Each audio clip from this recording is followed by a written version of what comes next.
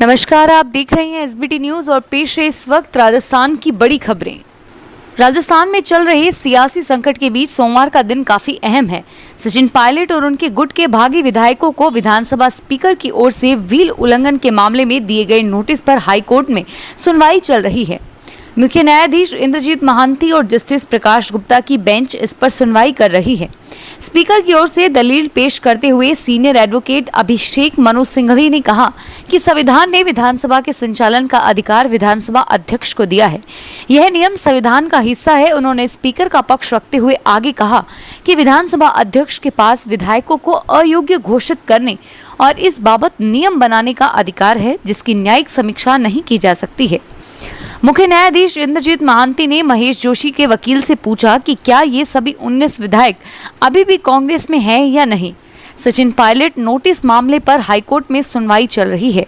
इस दौरान महेश जोशी के अधिवक्ता अपना पक्ष रखे हुए हैं, जबकि पायलट और स्पीकर की बहस पूरी हो चुकी है। सीजे की खंडपीठ आज फैसला सुरक्षित रख सकती है। कांग्रेस विधायक गिराज मलिंगा ने सचिन पायलट पर बड़ा हमला किया। मलिंगा ने पायलट पर आरोप लगाते हुए कहा कि उन्होंने कांग्रेस छोड़ने के लिए मुझे पैसों का 35 करोड़ का ऑफर दिया था। इसकी जानकारी मैंने मुख्यमंत्री को दी थी। यह बात मैं भगवान की मूर्ति पर हाथ रखकर भी कह सकता हूं।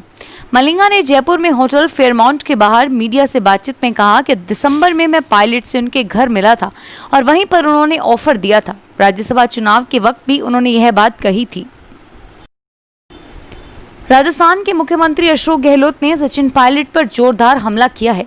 गहलोत ने विधायकों की खरीद फरोख्त के लिए पायलट को जिम्मेदार ठहराया। उन्होंने कहा कि सचिन पायलट ने बहुत गंदा खेल खेला है।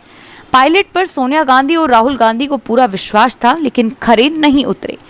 उन्हें कम उम्र में केंद्रीय मंत्री बनाया गया। राजस्थान में उन्हें प्रदेश अध्यक्ष बनाया गया। उप मुख्यमंत्री का पद था।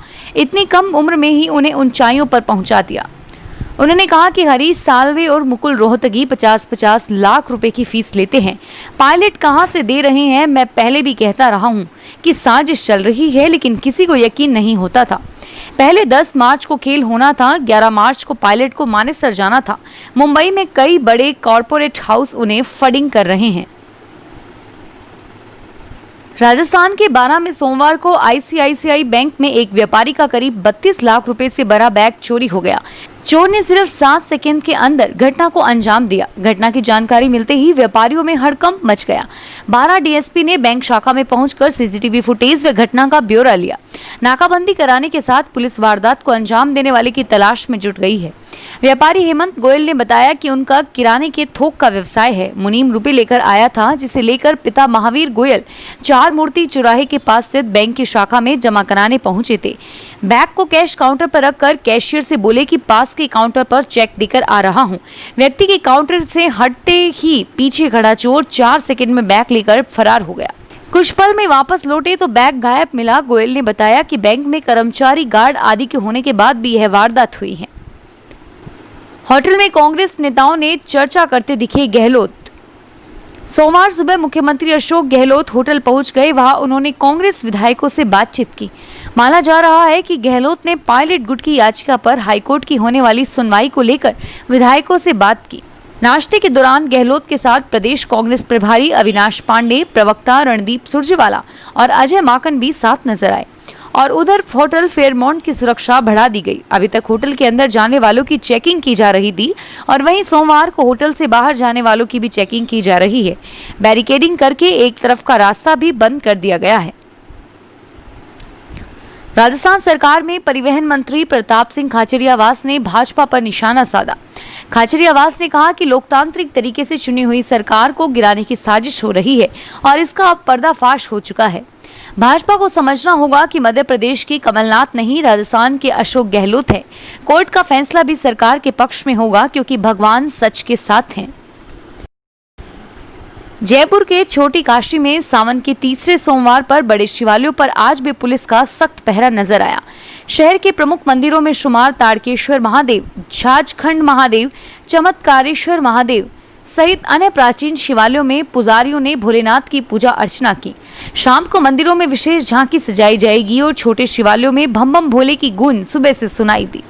भक्तों ने सामाजिक दूरी का पालन कर जलाभिषेक एवं दुग्धाभिषेक किया।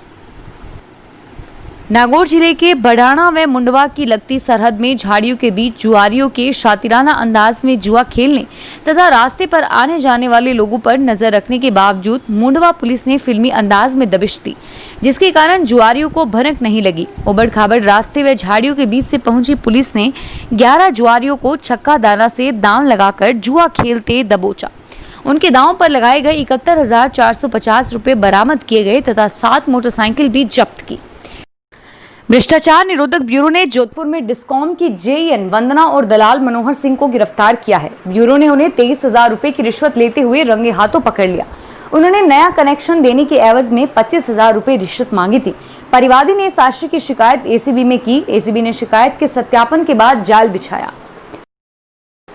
चूरू जिले की सादुलपुर पुलिस ने आज बड़ी कार्रवाई करते हुए एक गाड़ी से 8 लाख रुपए की स्मैक बरामद की। पुलिस के अनुसार थाना प्रभारी गुरु भूपेंद्र सिंह ने एक सूचना के आधार पर एक गाड़ी को रुकवाकर तलाशी ली तो गाड़ी से करीब 8 लाख की स्मैक बरामद हुई और गाड़ी में सवार 3 आरोपियों को गिरफ्तार कर लिया गया। भ्रष्टाचार निरोधक ब्यूरो ने आज जैसलमेर की सम पंचायत समिति क्षेत्र के गांव विकास अधिकारी बलवंत सिंह को 5,000 रुपए की रिश्वत लेते हुए गिरफ्तार किया। प्राप्त जानकारी के अनुसार सम पंचायत समिति के अधीन सीतोडाई ग्राम पंचायत के ग्राम विकास अधिकारी बलवंत सिंह ने पंचायत में चल रहे नरेगा कार्यों में काम कर रहे मजदूरों के भुगतान को वेरीफाई करने के लिए प्रति मजदूर 100 रुपए के हिसाब से 50 मजदूरों से 5,000 रुपए की मांग की थी, जिस पर मजदूरों ने एसीबी में शिकायत की। शिकायत की पुष्टि होने पर एसीबी ने जाल बिछाया। ग्राम विकास अधिकारी ने जैसे ही रिश्वत की रकम ली उसे गिरफ्तार कर लिया गया। भाजपा की ओर से 2 दिन पहले अशोकनगर थाने में कांग्रेस नेताओं के खिलाफ दिए गए परिवाद पर मामला दर्ज नहीं हुआ। इसे लेकर सोमवार को भाजपा प्रवक्ता लक्ष्मीकांत भारद्वाज ने पुलिस उपायुक्त दक्षिण मनोज कुमार से मिलकर कांग्रेस नेताओं के खिलाफ कार्रवाई करने को लेकर रिपोर्ट दी। कटारिया ने कहा कि इस संबंध में अशोकनगर थाने में रिपोर्ट प्रस्तुत करते हुए एफआईआर दर्ज करने के लिए आग्रह किया गया था, लेकिन एफआईआर अब तक दर्ज नहीं की गई है और न ही इस पर कोई कार्रवाई की गई। उन्होंने इस मामले में तुरंत एफआईआर दर्ज करने की मांग की है। राजस्थान में आए सियासी संकट के बीच 19 विधायकों को लेकर दिल्ली शिफ्ट हुए राज्य के पूर्व उप मुख्यमंत्री सचिन पायलट और उनके कैंप के लोग भले ही दावे करें कि सचिन पायलट भाजपा में शामिल नहीं होंगे, लेकिन भाजपा का एक शीर्ष धड़ा इस प्रयास में है कि पायलट भाजपा में शामिल हो जाए। दरअसल शनिवार को दिल्ली में हुई भाजपा के टॉप लीडरशिप की बैठक में सचिन पायलट को लेकर चर्चा हुई थी। जानकारों की माने भाजपा के शीर्ष नेताओं की मंशा है कि पायलट को भाजपा में शामिल कराकर सीएम के तौर पर प्रोजेक्ट किया जाए। इसकी एक वजह यह भी है कि भाजपा का ये शीर्ष नेताओं को धड़ा पायलट के जरिए कई समीकरण साधना चाहता है। सूत्रों की माने कि बीजेपी सचिन पायलट के जरिए जम्मू कश्मीर में अपनी पैठ बनाना चाहती है। पायलट जम्मू कश्मीर के पूर्व मुख्यमंत्री फारूक अब्दुल्ला के दामाद हैं। आगामी समय में वहां विधानसभा के चुनाव होने हैं और ऐसे में पायलट के जरिए भाजपा फारूक अब्दुल्ला की नेशनल कॉन्फ्रेंस से गठबंधन कर चुनाव लड़ सकती है। राजस्थान की अशोक गहलोत सरकार ने आरएएस सेवा में पदोन्नति दी है। राज्य प्रशासनिक सेवा के 65 अफसरों को प्रमोशन का तोहफा दिया और 39 आरएएस को चयन वेतन श्रृंखला में प्रमोशन मिला, जबकि 26 राजस्थान एडमिनिस्ट्रेटिव सर्विस को सुपर टाइम वेतन श्रृंखला में प्रमोशन मिला है। एसीआर पूर्ण नहीं होने के कारण प्रमोशन डेफर रखी गई है।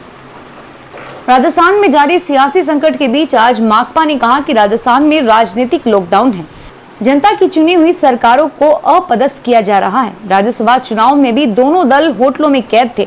जनता की चिंता न तो सरकार को है और न ही मुख्य विपक्षी दल को। माकपा की ओर से ये बातें राज्य सचिव अमरा राम ने कही। अमरा राम ने राज्य की चुनी हुई सरकार को गिराने की कोशिशों की निंदा करते हुए कहा कि यहाँ जारी खरीद फरोख्त बर्दाश्त के काबिल नहीं है। भाजपा की ऐसी फितरत रही है और कांग्रेस का भी ऐसा ही इतिहास रहा है। मुस्लिम संप्रदाय में कल रात चांद दिखने के बाद से शुरू होने जा रहे जिलहज माह के दौरान मंगलवार को चांद दिखने पर 21 जुलाई शुक्रवार को ईद उल जुहा मनाई जाएगी। हालांकि इस बारे में घोषणा चांद दिखाने के बाद ही की जाएगी।